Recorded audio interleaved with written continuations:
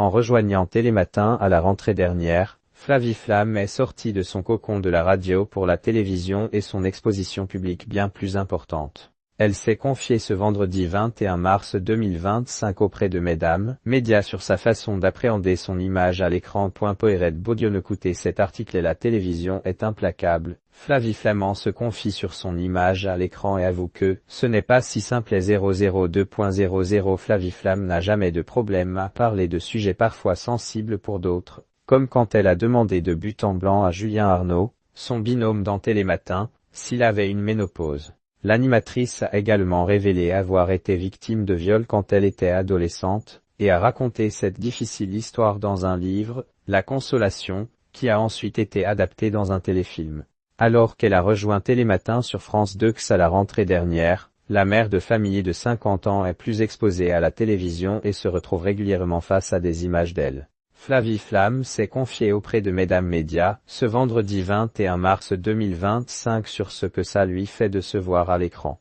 Dernièrement, on a fait un visionnage de l'émission et j'ai vu une madame à l'antenne, et je me suis dit, pétard, a-t-elle d'abord indiqué, avant d'ajouter, c'est assez fascinant, on ne se voit pas, on ne se regarde pas sous toutes les coutures, mais la télévision est implacable.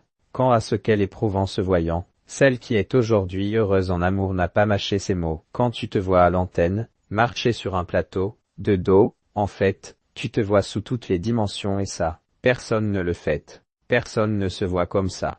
Ça, je dois convenir que parfois ce n'est pas si simple.